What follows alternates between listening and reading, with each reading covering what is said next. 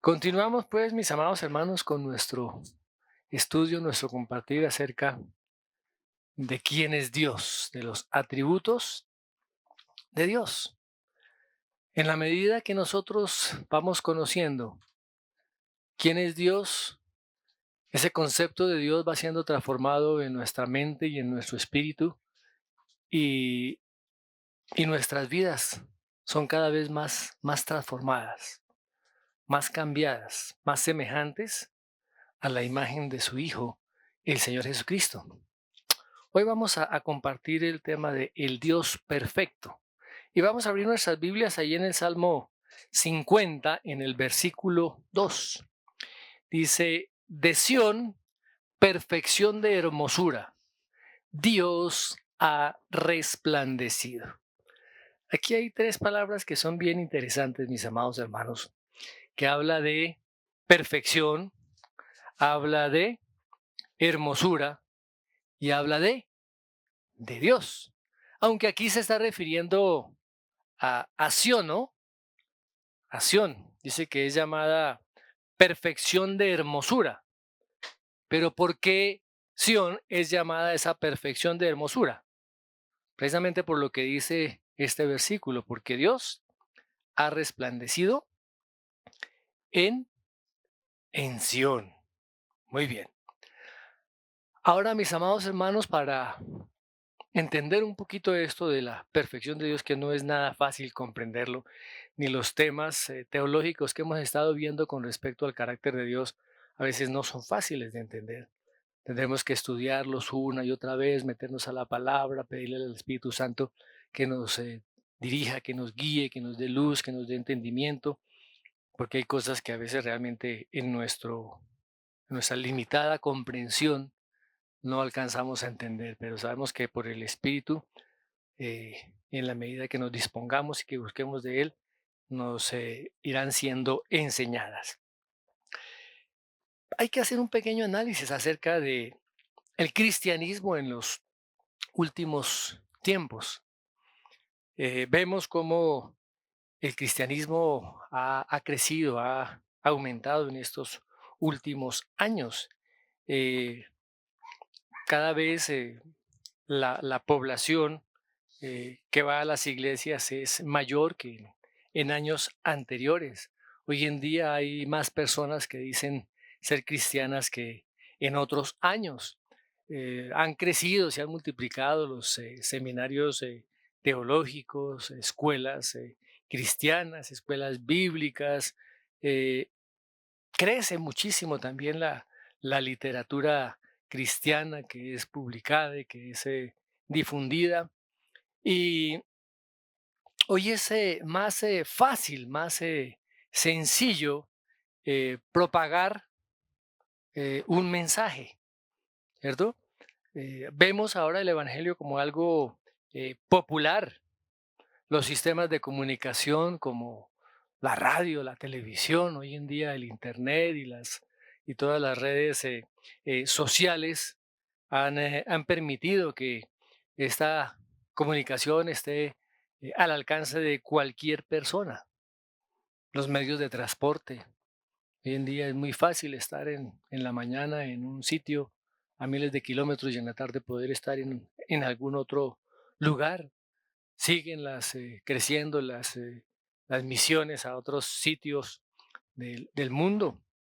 Ahora, eh, tenemos que comprender, mis hermanos, que ha habido realmente un crecimiento, pero también tenemos que ser objetivos y mirar qué cosas realmente ha perdido la iglesia. ¿Qué cosas ha perdido la iglesia evangélica? Y una de esas principales y cosas fundamentales que la iglesia cristiana evangélica ha perdido es realmente el temor de Dios. El temor de Dios. A veces nos hemos familiarizado eh, con un Dios como un Dios tan común y corriente, ¿no? Por eso es que escucha uno expresiones como el de arriba, como Chuchito, como el man, como Diosito, ¿eh? expresiones que jamás estuvieron en boca de los apóstoles ni de los primeros padres de la iglesia. Se ha perdido realmente la conciencia a lo que es eterno. Se ha perdido la conciencia de lo invisible. A veces no somos conscientes de eso. A veces como que recapacitamos en nuestra conciencia solamente cuando alguien se muere, cuando vamos a algún funeral. Y pensamos por un momento de que sí, que se habla del más allá, de que esto es apenas temporal. Y la iglesia realmente ha perdido esa conciencia de la presencia divina, del Dios majestuoso que nosotros tenemos. Vemos a Dios como un Dios común. Es una de las partes más tristes de la Biblia, es cuando la presencia de Dios se aparta del pueblo de Israel. Y en realidad, mis hermanos, hoy en muchos sitios puede ser que se alabe a Dios sin que Dios realmente esté presente. Se está adorando a otro Dios. Hoy hemos convertido a Dios en algo común, en un Dios común. Hoy el concepto de héroes que teníamos en la antigüedad se ha perdido. Hoy podemos ser comunes y corrientes. Se ha perdido el concepto de lo que es majestuoso, el concepto de majestad. Y si se pierde ese concepto de majestad, se pierde también el concepto de lo que es la adoración. Se pierde el concepto de lo que es la reverencia. Se pierde la capacidad aún de mirar hacia adentro de cada uno de nosotros y poder entrar en una comunión real con Dios. No entramos al santuario, no entramos y no nos acercamos a ese trono de la gracia. Sí, iglesias, mega iglesias, muy grandes. Se añaden números, pero ¿dónde realmente está el temor? A Dios. Hay mucha literatura, pero ¿dónde está esa conciencia de la presencia de Dios? Podemos abrir las redes sociales y escoger a qué predicador escuchamos, pero ¿dónde está ese concepto de majestad, de adoración, de reverencia? Hemos ganado muchas cosas externamente, pero internamente también se ha perdido muchas. Y eso es una tragedia, mis hermanos, porque realmente mayores son las pérdidas que las ganancias. Y aquí viene una pregunta: ¿cuál realmente es la calidad de nuestro cristianismo? ¿Cuál es la calidad de nuestro cristianismo? ¿Ganamos personas para qué? ¿Para que sean iguales que nosotros? ¿Para qué, mis hermanos? Por eso es necesario recobrar el concepto de la perfección de Dios. Debemos comprender, entender, aún estudiar que Dios es un Dios terrible, totalmente formidable. Es un Dios hermoso, perfecto. Y de esa manera tenemos que predicar a ese Dios, no al Dios que se predica hoy en día, un Dios endeble, un Dios que lo da todo sin exigir nada, un Dios en el cual podemos acercarnos a Él como estemos, oliendo a marrano, un Dios de plastilina que lo hacemos a nuestra semejanza. Por eso tenemos que meditar en cada una de las perfecciones de Dios. Salir de lo externo e irnos hacia lo interno. Tener un encuentro real con Dios. Mis amados hermanos, si no hay un encuentro real con Dios, jugamos a ser cristianos. Y jugamos con el pecado. Y seguimos el famoso dicho que el que peca y reza, empate y no pasa nada. Eso no puede ser así. Tenemos que tener una profunda certidumbre, una profunda conciencia de que Dios se acerca a aquellos que se han arrepentido. Dios se relaciona con lo santo. Eso no significa que no pequemos. Pecamos, pero nos arrepentimos de ese pecado.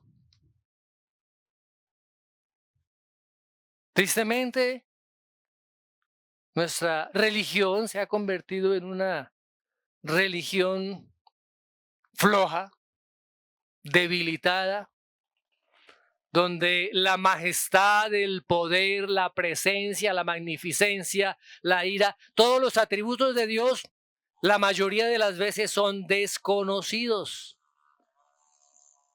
No se conocen. Entonces hacemos un Dios a nuestra propia imagen, a nuestros propios pensamientos. Pero tenemos que entender cuál es ese concepto de perfección. Según el diccionario de Westberg, perfección significa el grado más alto de excelencia. O sea, algo que es perfecto no carece de nada, ni tampoco le sobra nada. O sea, no tiene algo que no debería tener. De tal manera que cuando hablamos de perfección, estamos hablando de plenitud, de algo que es totalmente completo. Algo que es perfecto, no le falta nada, ni tampoco le sobra nada. Esta palabra perfección se encuentra muy pocas veces en la Biblia. Tanto el idioma griego como el idioma hebreo maneja varias palabras que realmente lo que significan es que es algo que es excelente. Nosotros aquí en la tierra pues hablamos de que alguna cosa es perfecta, ¿cierto? Cuando vemos que está completamente bien hecha, bien realizada, no les hace falta nada ni le sobra nada. Así que la perfección es estar completo en toda su naturaleza. Cuando un niño nace, ¿qué es lo primero que hace la mamá? Le mira a ver si tiene los dos ojos, si tiene la nariz, si tiene su boquita, si tiene sus dos orejas, si sus deditos de sus manos están completos, si los dedos de sus pies, si tiene todo. ¿Y qué dice la madre? A este niño es perfecto, gracias a Dios, porque es un bebé saludable, es un bebé perfecto. Esa es la perfección, por ejemplo, para un niño. Pero resulta que cuando en una granja nace un potro o nace una vaca y el dueño de la finca lo va a examinar, ¿qué busca? Que tenga cuatro patas. Si tiene dos, sería algo deforme. Pero si el bebé tuviera cuatro patas, sería deforme, ¿cierto? O sea, la perfección es tener algo solo lo que debería tener de acuerdo a su naturaleza. ¿Estamos, mis amados hermanos? Ahora, ¿cómo nosotros podemos aplicar este concepto a Dios? ¿Hay algo, mis hermanos, que podamos nosotros colocar algún ejemplo, una similitud? Pues realmente no. Esto no se puede no se puede aplicar. Este concepto que les acabo de mencionar de perfección para algo natural, como lo acabamos de ver, se aplica solo a todo lo que ha sido creado. Recuerden que en ocasiones anteriores hemos dicho que para Dios no se puede aplicar la palabra medida. Dios no conoce medida. ¿Por qué? Porque Dios es un Dios infinito, ¿cierto? Dios es un Dios infinito. Dios no es que se haya ido creciendo y se haya ido perfeccionando hasta que llegó a lo máximo. No, Dios no es eso. Dios siempre ha sido el mismo, diferente, separado. Dios no conoce medida. Dios es simplemente Dios. Una infinita perfección, pleno. ¿Mm? No podemos decir que en Dios haya algo un poco más o un poco menos. Dios está totalmente completo en sí mismo. Hoy podemos decir nosotros que podemos estar un poquito más gordos que ayer, o más flacos que ayer, o que un niño haya crecido este año más que el año pasado. Pero eso no se puede aplicar a Dios, porque Dios es perfecto. También a veces cuando hablamos de perfección usamos la palabra excelencia, ¿no? Excelencia es estar en un grado superior, en un grado alto, máximo, pero esa excelencia tiene que ser comparada con algo, con alguien. Si es el mejor músico, pues tiene que estar comparado con los demás músicos. Pero mire lo que el Señor dice allá en Isaías 40:25. ¿A qué pues me haréis semejante? ¿O me compararéis? Dice el Señor. ¡Wow! ¿Con quién podemos comparar a Dios? Dios es incomparable. Nada puede compararse con Él.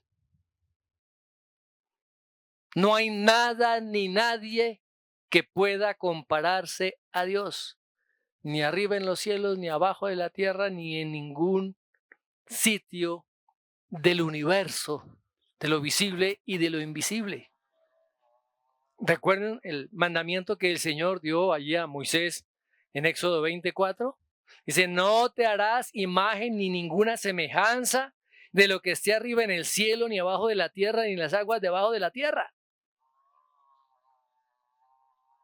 Cuando nosotros queremos comparar a Dios, a veces pensamos que solamente estamos comparando con las estatuas de madera o de bronce.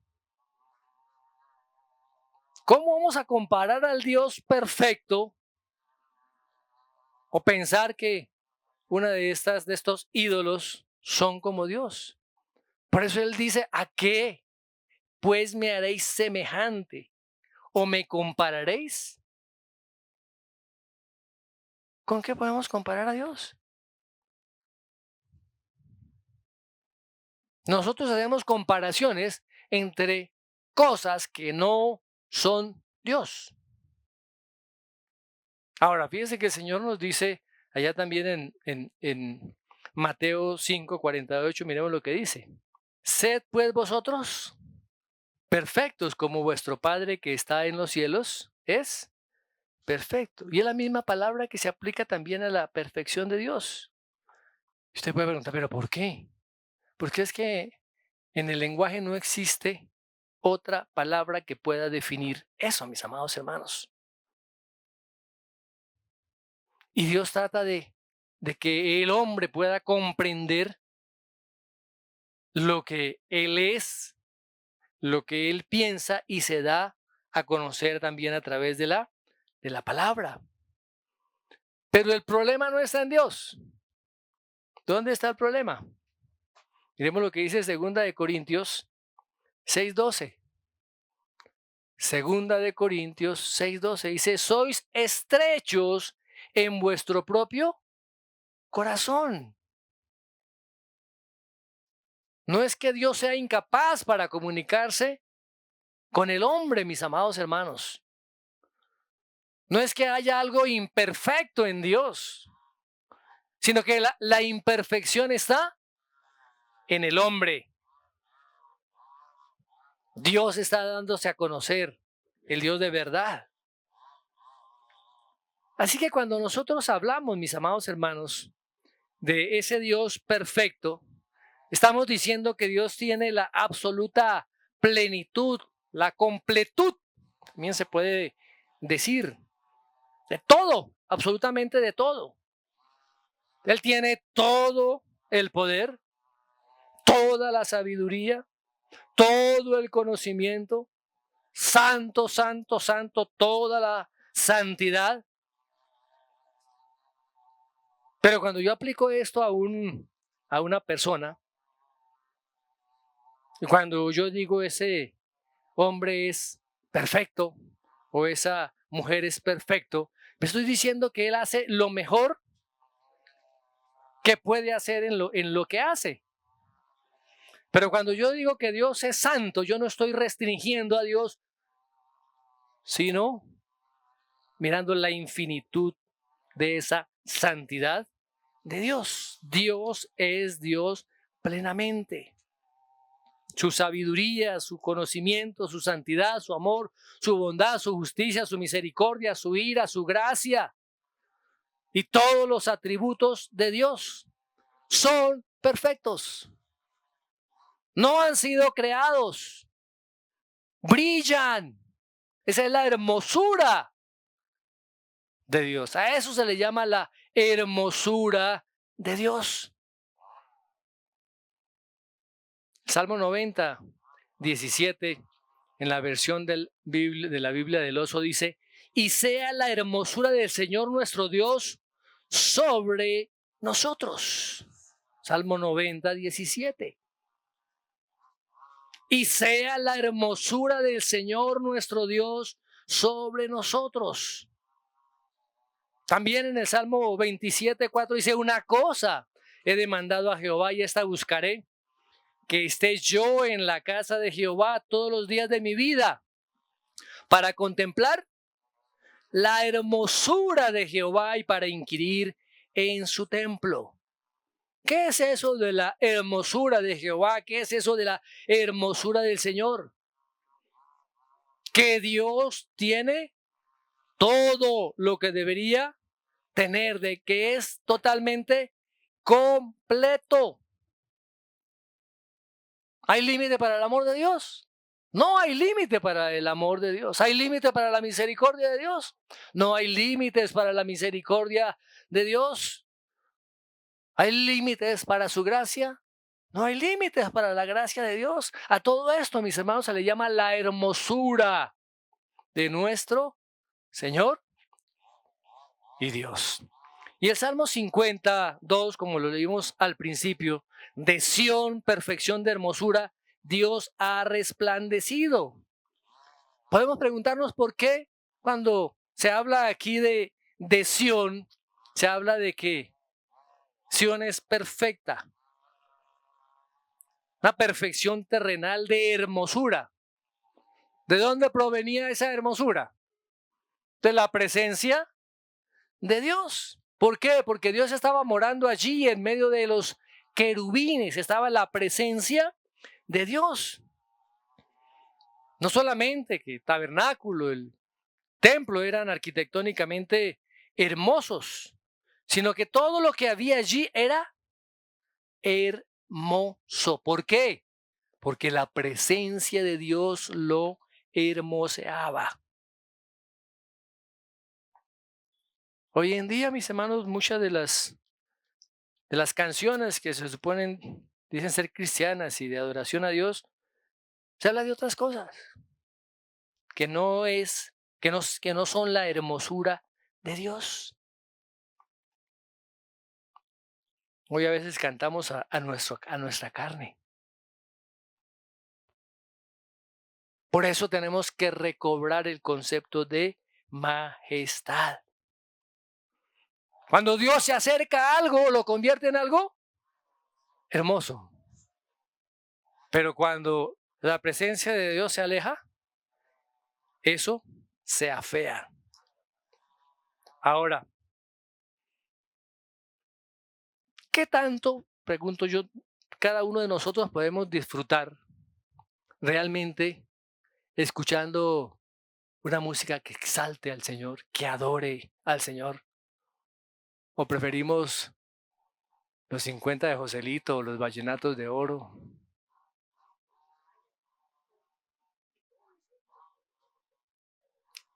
Miremos cada uno, mis amados hermanos. Yo pienso que en la medida que el cristiano avanza un poco más en el conocimiento de Dios, ese cristiano comienza a hacer una cantidad de cosas y se centra realmente en lo que realmente honre a Dios, en eso que es hermoso, en eso que es hermosa. ¿Por qué la Biblia es hermosa? Porque ahí está Dios, ¿cierto? Es un libro hermoso, es un libro que brilla. Así usted lo tenga todo descuadernado y todo rayado. Es un libro hermoso. La teología es algo hermoso. ¿Por qué? Porque es la mente del hombre razonando acerca de Dios. ¿De quién es Dios? De cómo podemos acercarnos a Dios. A veces, el problema es que a veces se saca a Dios de la teología y se convierten en conceptos humanos. Pero el estudio de Dios es algo hermoso, porque Dios está ahí. Y ustedes ven y podemos verlo a través de testimonios y biografías, mis amados hermanos, hombres tanto del Antiguo Testamento como del Nuevo y de nuestros tiempos actuales, que en la medida que el hombre envejece, tiene un concepto más claro de Dios.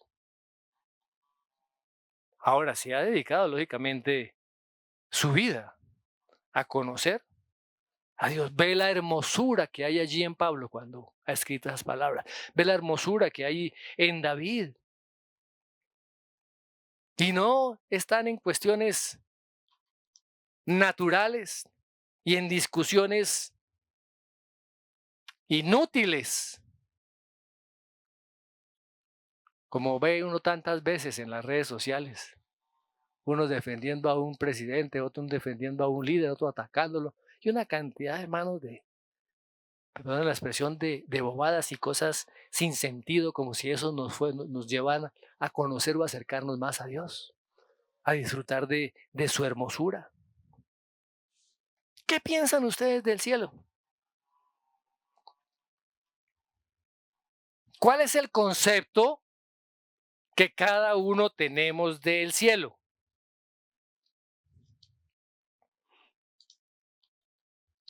¿Cuál es? Si no tenemos un concepto claro del cielo, entonces tenemos que orar más, buscar más la palabra, ir a las escrituras. ¿Ah? Cada vez que nosotros tenemos la oportunidad de viajar a algún lado, siempre tratamos de buscar información de ese lugar, de esa ciudad, de ese sitio. Y hoy en día, pues se puede entrar a YouTube y mirar videos, mirar los que viajan y qué cosas hay para ver, qué cosas hay para hacer, ¿cierto? Porque para allá vamos. Pero muchos ni siquiera se toman el tiempo de saber a qué sitio van a ir. Ojo, ¿qué dice las escrituras acerca del cielo? No, no, es que yo no tengo tiempo. No me queda tiempo por tantas cosas que tengo que hacer aquí en la tierra. No me queda tiempo para saber a dónde es que voy a ir si es que voy para allá. Entonces no podemos describirlo. Ahora, si hemos estudiado y miramos, pues nos va a quedar también muy difícil describir cómo es el cielo, aunque la palabra lo describe. Pero vemos que el cielo es un lugar de una belleza suprema. Es lo máximo a la cual se pueda aspirar. ¿Por qué? Porque allí está la belleza de Dios. Allí está la perfección de Dios. ¿Qué dice el Salmo 90:17? Sea la hermosura del Señor nuestro Dios sobre nosotros. ¿Por qué creen nosotros, ustedes mis hermanos, que nosotros celebramos Navidad? Porque es un evento supremamente hermoso. Ojo, estoy aplicando el concepto de hermosura que acabé de decirles. La manifestación de esos atributos de Dios. En el mundo podemos decir, ay, sí, mire esto tan lindo, pero realmente el término hermoso no puede aplicarse a las cosas creadas, a las cosas del mundo, a las cosas materiales. ¿Hay algo más hermoso que el nacimiento del Señor Jesús? ¿Hay algo más hermoso que ver a Dios andando en medio de su creación, en medio de la humanidad, mostrando el amor, la ternura, sanando a los enfermos, liberando a los endemoniados, resucitando a los muertos, perdonando a los pecadores, trayendo restauración a una sociedad caída, corrompida y apartada de Él? ¿Hay algo más maravilloso ver a Jesús caminando en santidad y luego yendo allí a la cruz a morir? ¿Hay algo más hermoso? Perdonando allí a aquellos que lo estaban crucificando. Hay algo más hermoso, mis hermanos, que el propio creador crea a su propia madre. Ese vientre que le daría protección, ese cuerpo que le traería a la luz de este mundo. ¿Hay algo más hermoso? Y también algo misterioso ver al Dios hombre caminando en medio de la humanidad, diciendo antes que Abraham fuese yo soy. Yo soy el unigénito del Padre, que he estado estoy en el seno del Padre, que está en el seno del Padre. ¿Hay algo más hermoso? Por eso toda la belleza se centra en Cristo. Recuerden lo que dice Colosenses. Cristo es la imagen del Dios invisible. Aparte de la cuestión comercial, por eso la Navidad es algo tan especial, porque es algo hermoso. La Pascua es algo hermoso. Ahora, mis hermanos, no es lo que vemos, sino es lo que hay internamente. El cielo es hermoso porque es la expresión de aquello que es la perfección de la hermosura de Dios mismo. Pero comparémoslo con el infierno. ¿Mm? Hoy que poco se habla del infierno. El infierno es un lugar de absoluta fealdad, de absoluta monstruosidad, porque en el infierno no hay nada perfecto, no hay nada de perfección, solamente hay deformación y una deformación moral total. En el infierno no hay nada hermoso. En el cielo está la suprema hermosura, pero en el infierno carece absolutamente de hermosura. Ahora, la tierra se encuentra en medio de los dos. ¿Por qué? En la tierra conocemos la fealdad del pecado, de la iniquidad, Lo conocemos, ¿cierto? La tierra se halla entre esos dos espacios.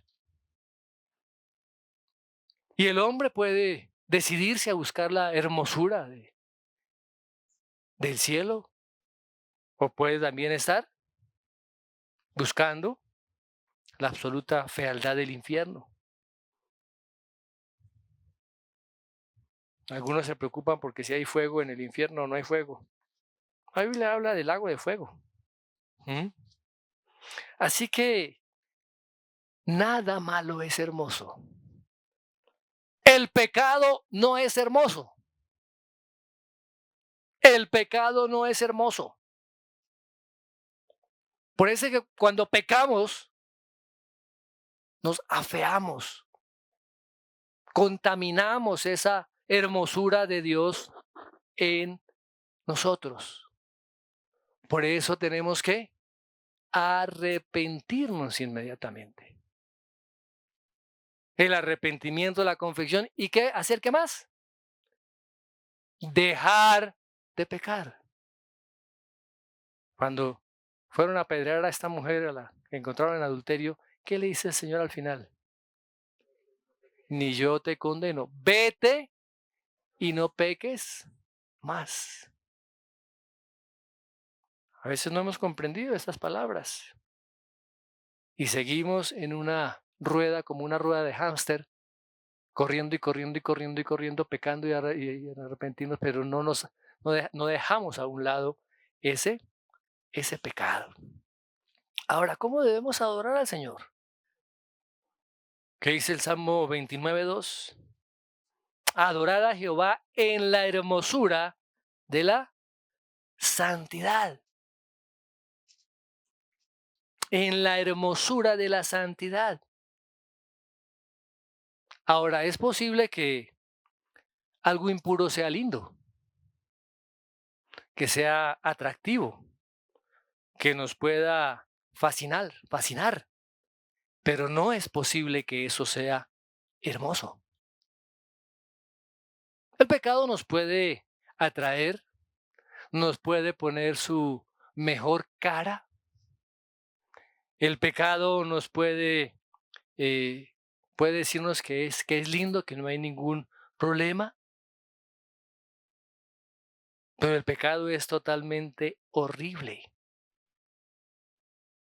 El pecado rompe la relación con Dios.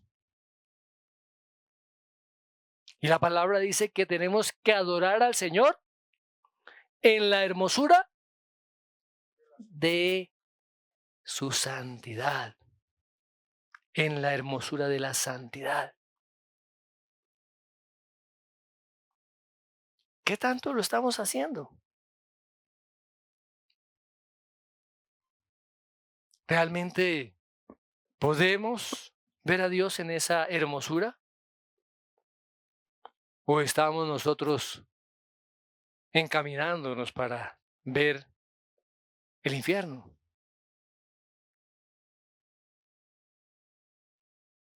Pensemos en el lugar más tenebroso en la tierra. No sé si podemos pensar en alguna mazmorra, en algún sitio donde donde las personas son torturadas o desmembradas o asesinadas. Un sitio de estas características, donde está totalmente ausente toda sabiduría moral, donde no hay absolutamente nada de santidad, donde no hay ni pizca de bondad, donde no hay justicia, donde no hay misericordia, donde el amor no existe, donde no hay gracia, donde no hay ternura, donde no hay caridad, sino una total impureza multiplicada a la N. Si piensa de esa manera. Ese es el infierno. Ese es el infierno. Por eso es que Dios nos llama a que nos acerquemos a Él. Tenemos, mis hermanos, que meditar, estudiar acerca de esas perfecciones de Dios. Y tenemos que dar a conocer a las personas la perfección de Dios. Y esa perfección de Dios se manifiesta a través del Evangelio, de ese hecho histórico de que el Señor Jesucristo nació de una virgen, se hizo hombre, vivió una vida santa, una vida justa. Fue a la cruz, padeció bajo el poder de Poncio Pilato, fue sepultado, resucitó al tercer día para salvarnos precisamente de esas eternas monstruosidades que hay en el infierno. Todo aquello que está lejos de Dios. Él vino a llamarnos para que nos alejemos nosotros del pecado, para que no seamos deformes, para que la fealdad eterna se aparte de nosotros, para que no vayamos finalmente al infierno, sino que podamos caminar hacia la santidad, hacia la perfección y hacia la hermosura eternas. Recuerdan que allá en 2 Corintios 5:19 el apóstol Pablo dice que Dios estaba en Cristo reconciliando consigo al mundo. Hemos pensado y meditado en eso, mis amados hermanos. Vino el Dios eterno, el Dios infinito, el Dios todopoderoso, el Dios omnisciente, el Dios lleno de todos estos atributos, o quién es estos atributos, y viene y se hace hombre. Toma la forma de un simple mortal, un cuerpo. Nace en un miserable pesebre. Crece. Camina entre nosotros. Lleva sobre sí todo el pecado de la humanidad. Muere en una cruz, ¿para qué? Para limpiarnos, para purificarnos, para que nazcamos de nuevo, para restaurarnos, con el propósito de llevarnos con Él a esa perfección de la hermosura. No sabemos dónde está el cielo, mis hermanos. La gente cree que el cielo está en el espacio. La palabra dice que los cielos de los cielos aún no lo pueden contener. Y el hombre, a través de la ciencia y del conocimiento, piensa que ha logrado grandes cosas. Y es como si un niño pequeñito estuviera jugando con una pelotica en un campo de fútbol. Él no puede correr 100, 200 metros para meter un gol. Y Dios mira la ciencia del hombre y Él no se impresiona. Él no se impresiona con la inteligencia artificial, así la inteligencia artificial quiera describirlo. Para nada. Lo que Dios está haciendo es llamando a la humanidad a que se acerquen a Él, a que disfruten de su santidad, de su hermosura, de su amor, de su misericordia, de su bondad. Por eso es que Él vino para reconciliarnos y nos llama a que volvamos. A veces pensamos, mis amados hermanos, que el Evangelio es para los no convertidos, para los que están allá afuera. Y efectivamente, el Evangelio es el poder de Dios para salvación de todo aquel que en Él cree. Pero el Evangelio tiene que ser en nosotros algo diario, continuo, permanente. Estarlo recordando permanentemente. A eso hemos sido llamados, a predicar el Evangelio. Ahora, ¿qué nos puede ofrecer el mundo? ¿Qué nos puede ofrecer el mundo? Nos ofrece el mejor carro, ya con la tecnología, con la última tecnología, ¿cierto? Ya O sea, ni siquiera tenemos que coger el volante, nos sentamos a echar una siesta y ya el carro nos lleva a donde necesitamos ir. Hoy los muchachos, ¿cierto? De acuerdo que antes nos mandaban resolver los 50 ejercicios del capítulo 5 del libro de Baldor. Y pase unos sueños tras noche aquí y allá y esto y lo otro. Hoy en día simplemente entra la inteligencia artificial y ya se los entrega todos resueltos en 5, 6, 7 segundos. Hoy en día cogemos un celular y nos estamos comunicando con otra parte del mundo en unos cuantos segundos. Y ponemos toda nuestra atención en eso, ¿no? Quiero tener el mejor celular, el mejor carro, el televisor más grande. Ahora, hay cosas que necesitamos. Si necesitamos movilizarnos, pues necesitamos un carro. Si necesitamos viajar, pues necesitamos subirnos a un avión. ¿Mm? ¿Y eso es maravilloso?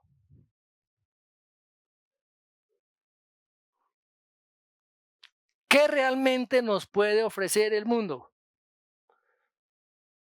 Permanentemente nos están bombardeando, ¿cierto? Permanentemente.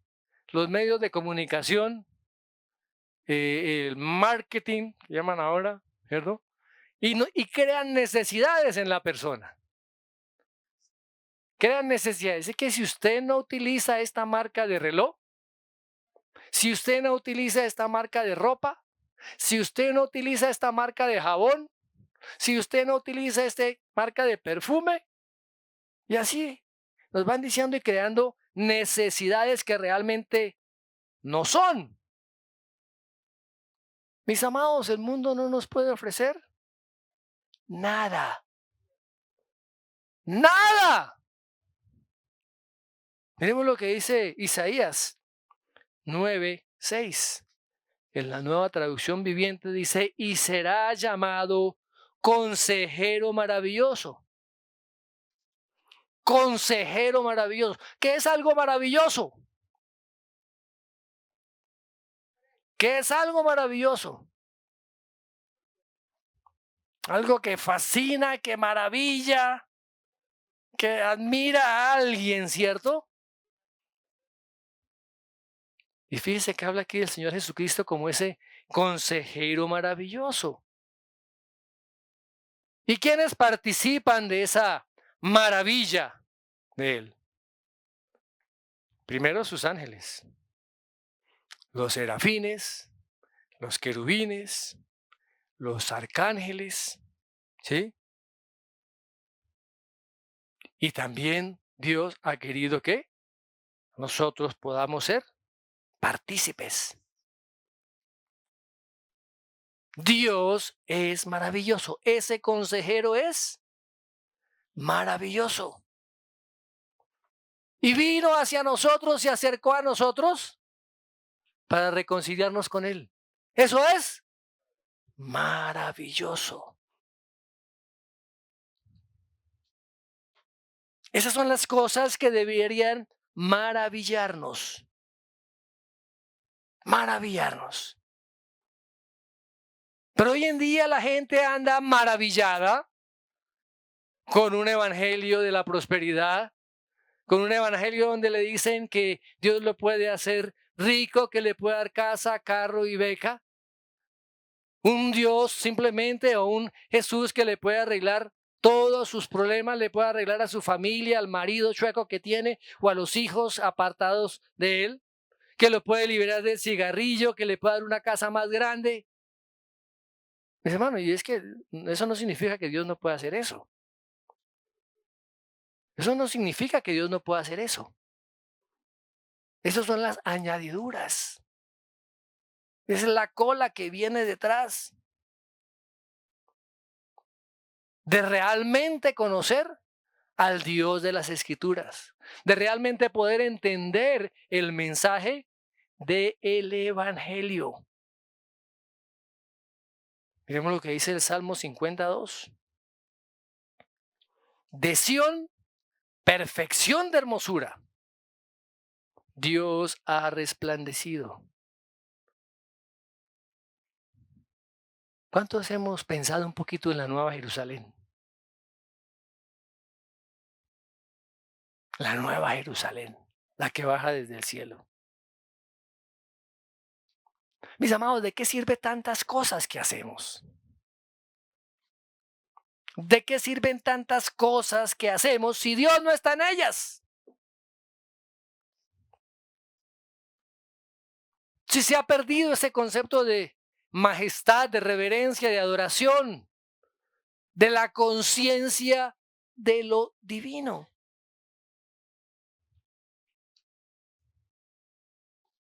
La vez pasada hablábamos de la inmanencia de Dios, que Dios se quiere manifestar. Dios es omnipresente, está en todas partes, pero Dios se quiere manifestar a sus hijos y en medio de sus hijos. Es lo que Dios quiere.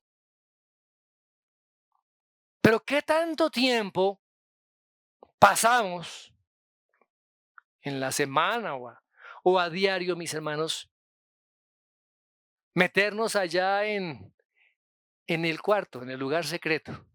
A veces hemos pensado que el lugar secreto es allá el sitio donde yo aparte para oración, donde cierro la puerta y nadie me interrumpe. El lugar secreto es nuestro propio corazón. Entrar a ese lugar secreto. Inquirir, pensar, meditar en quién es Dios. Que sea Dios mismo el que comience a traer esa iluminación a nuestro entendimiento. ¿O está conforme en seguir así como está? Tranquilos, confort. Voy a la iglesia y todo chévere. Y no nos damos cuenta de que nuestro cristianismo va en decadencia. Porque la presencia de Dios se ha apartado, se ha alejado. Por eso debemos, es tarea nuestra, mis amados hermanos, mejorar la calidad de nuestro cristianismo. Y eso no va a ser posible si no vamos a conocer al verdadero Dios de las Escrituras, al Dios que conocieron los apóstoles, al Dios que conocieron los profetas, al Dios que conocieron los santos del Antiguo y del Nuevo Testamento, al Dios que conocieron los reformadores, a ese Dios. Cuando volvamos a poner a Dios en el lugar donde debe estar Dios, todas las cosas van a comenzar a cambiar. La iglesia comienza a avanzar hacia un cristianismo real. La gente comienza a mirar las cosas de arriba. Pero a veces la iglesia ha tratado de solucionar los problemas que vive con métodos humanos, con tecnología. Y eso no es así. La palabra del Señor dice que no es con la fuerza del caballo, que no es con la fuerza de la espada, sino que es con el Espíritu Santo de Dios. La presencia de Dios, la perfección de Dios. De eso se trata la vida cristiana, mis hermanos. Conocer a Dios. Y esta es la vida eterna.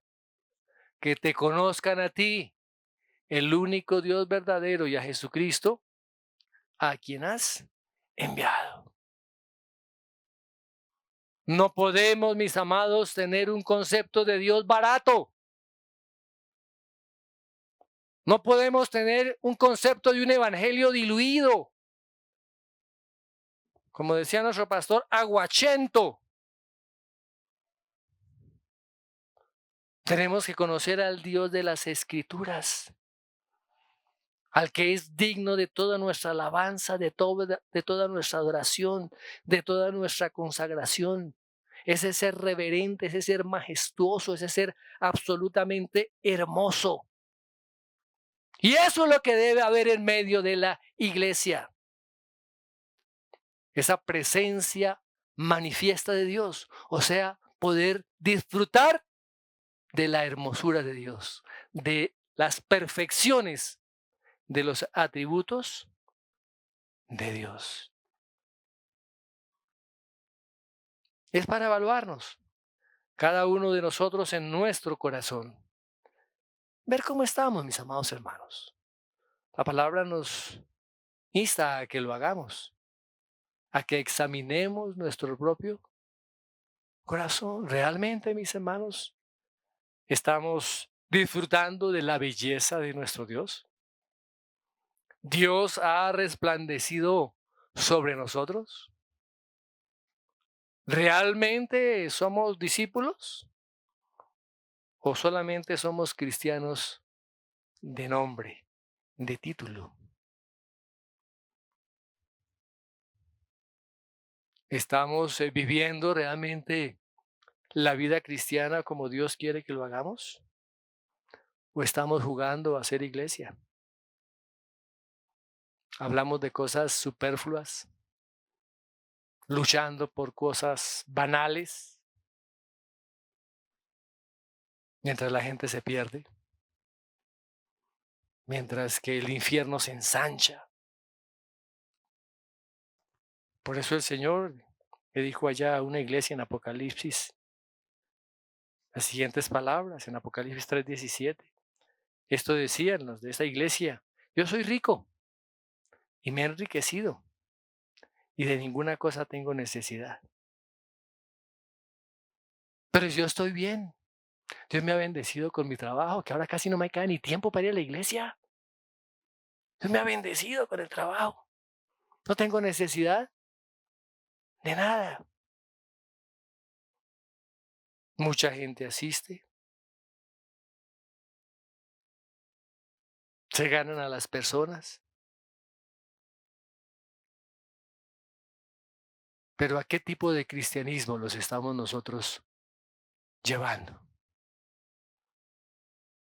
¿A ser verdaderos cristianos como dice la palabra? Necesitamos una nueva reforma. Necesitamos una nueva reforma. Así como la reforma del siglo XVI, Dios va a tener que volver a restaurar a la iglesia en la verdadera visión de Dios, en la verdadera hermosura de Dios. Y no algo que sea pasajero, sino algo que sea continuo y permanente en medio de la iglesia. Una religión, un cristianismo que realmente impacte. Una iglesia donde se haya restaurado el temor a Dios, ese sentido de majestad, ese sentido de asombro. Que nos podamos maravillar de quién es Dios. De que miremos a los cielos y podamos ver la majestad de Dios. Y decir, como dice la palabra, cuán maravilloso eres, Señor. Cuán hermosa, cuán preciosa es tu hermosura. Eso es lo que Dios anhela de cada uno de nosotros, mis hermanos. Volver al Edén. Dice que Dios caminaba en el huerto al aire del día. ¿Y qué hizo Adán? Se escondió. Adán se escondió. Por eso, mis amados hermanos, necesitamos arrepentirnos. delante de ese Dios perfecto, delante de ese Dios majestuoso. No podemos estar escondidos. Debemos dejar nuestra decadencia moral. Decadencia moral.